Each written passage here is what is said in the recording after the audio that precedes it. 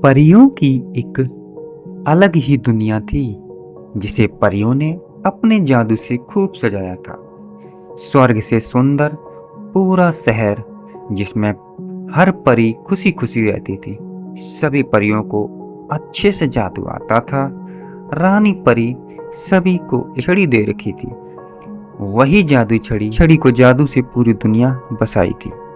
पृथ्वी पर हर इंसान उस छड़ी को पाना चाहता था, लेकिन ये उनके बस की बात नहीं थी।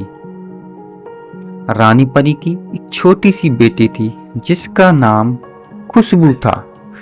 खुशबू पूरे दिन परीलोक में इधर उधर उड़ती रहती थी। खुशबू के पास एक छोटी सी छड़ी थी जिसे वह ऊपर करके कहती, मुझे आसमान में ले चलो। तो वह आसमान में पहुंच जाती। ऊपर से देखने पर परीलोक बहुत सुंदर दिखाई देता था।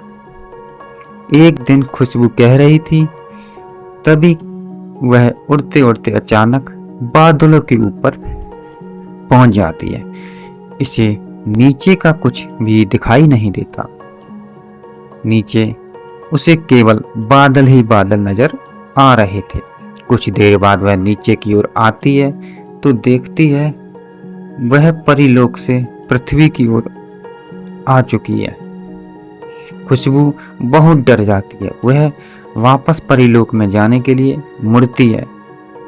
तभी एक पक्षी से वह टकरा जाती है, जिसके कारण उसकी छड़ी नीचे गिर जाती है। खुशबू को अपनी छड़ी को ढूंढने के लिए धरती पर आना पड़ता है, क्योंकि उस छड़ी के खो जाने पर उसकी जादुई शक्तियां खत्म हो जाती। खुशबू जब नीचे आती है तो एक जंगल में पहुंचती है। खुशबू बहुत डर जाती है।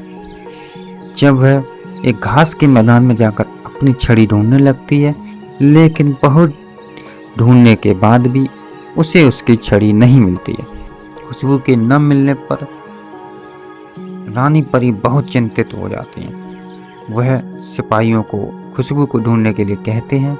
खुशबू परी की रोने की आवाज़ सुनकर पास ही घर में लकड़हारे की पत्नी जाग जाती है। वह अपने पति से कहती है, मुझे लगता है कोई बच्चा रो रहा है। यह सुनकर लकड़हारा अपनी कुल्हाड़ी उठाकर बाहर चल देता है। तभी उसका 5 साल का बेटा मोहित कहता है, पिताजी मैं भी आपके साथ चलूंगा। वो लोग चल देते हैं। दोनों बाप बेटे उस दिशा में चल देते हैं जहां से यह आवाज आ रही थी। लकड़हारे को एक छोटी सी परी रोती हुई दिखाई देती है। उसके पास जाने लगते हैं। तभी मोहित कहता है, रुको पिताजी मैं जाकर पूछता हूँ। लेकिन लकड़हारा कहता है कि नहीं बेटा, इससे तुम्हें नुकसान पहुंचा दिया तो क्या होगा। मोहित कहता है, पिताजी वह कितनी परेशान लग रही है, मुझे जाने दीजिए। मोहित चुपचाप उसके पीछे जाकर खड़ा हो जाता है। तुम कौन हो, यहाँ कैसे आई हो, बैठी हो और क्यों रो रही हो। खुशबू परी पीछे मुड़कर देखती है, डर जाती है, यहाँ से जाने लगती है। मोहित उसे रोकता है, रुको परी रानी, मुझसे डरो नहीं, मैं तुम्हारी मदद करने आया हूँ। खुशबू परी कहती है, माँ ने कहा इंसानों के पास नहीं जाना, वह बहुत खतरनाक होते हैं।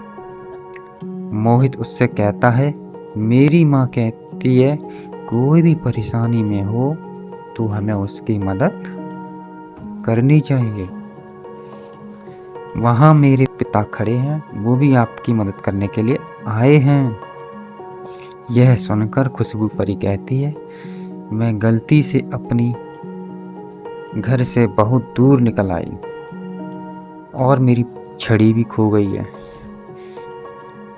मोहित उसे कहता है, तुम हमारे घर चलो, वहीं रुक जाना, अभी तो रात हो गई है, कल सुबह होते ही हम तुम्हारी छड़ी को ढूंढेंगे। खुशबू उनके साथ घर चली जाती है और घर जाकर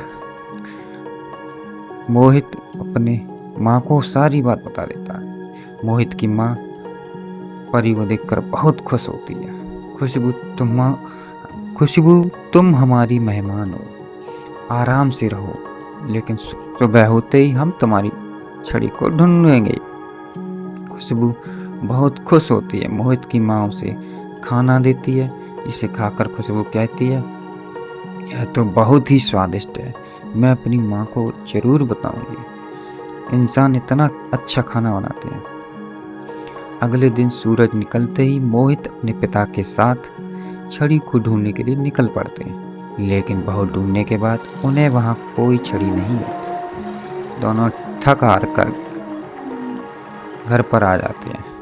खुशबू यह सुनकर बहुत उदास हो जाती है कि उन्हें यह छड़ी नहीं मिली, और वह अपने माँ के पास जाने के लिए बेचैन हो जाती है। मोहित और उसकी माँ उसे बहुत चुप कराते हैं। अगले दिन दोनों बाप बेटे फिर से नई जगह पर छड़ी को ढूंढने जाते हैं। जब उन्हें कहीं भी छड़ी नहीं मिलती तो वे अपने घर के लिए खाने का सामान लेकर बाजार से आते हैं। लकड़हारा जब सामान खरीद रहा था, तभी मोहित की नज़र पास ही सुनार की दुकान पर रखी एक छड़ी की ओर जाती है। सोने की तरह चमक रही थी। मोहित अपने पिता को सारी बात बता देता है। लकड़हारा सुनार के पास पहुंचता है। लकड़हारा छड़ी के बारे में पूछता है तो सुनार कहता है, भाई वो इसे मेरे पास बेच कर गया है, सोने की है लेकिन। लकड़हारा कहता है, लाला जी इसकी जो भी कीमत हो मैं चुकाने को तैयार हूँ। सुनार उसकी बहुत ज़्यादा कीमत मांगता है, जिसे सुनकर लकड़हारा कहता है, तुम इस छड़ी को मुझे दे दो, इसके बदले में चाहे जो भी ले लो, मेरा मकान और मेरी जमीन। सुनार के मन में लालच आ जाता है और वह कहता है, ठीक है, मैं कल आऊँगा तुम्हारे पास। मोहित छड़ी लेकर बहुत खुश होता है। दोनों घर पर आ जाते हैं। मोहित खुशबू को छड़ी दे देता है। खुशबू छड़ी पाकर बहुत खुश होती है। खुशबू परी कहती है, आपने मेरी बहुत मदद की है, मैं आपको हमेशा याद रखूंगी और आपसे मिलने जरूर आऊंगी। मोहित की माँ कहती है, ठीक है बेटी, हम भी तुमसे मिलकर बहुत खुश हुए। तीनों मिलकर खुशबू परी को विदा करते हैं। खुशबू परी छड़ी की मदद से उड़कर बादलों में गायब हो जाती है।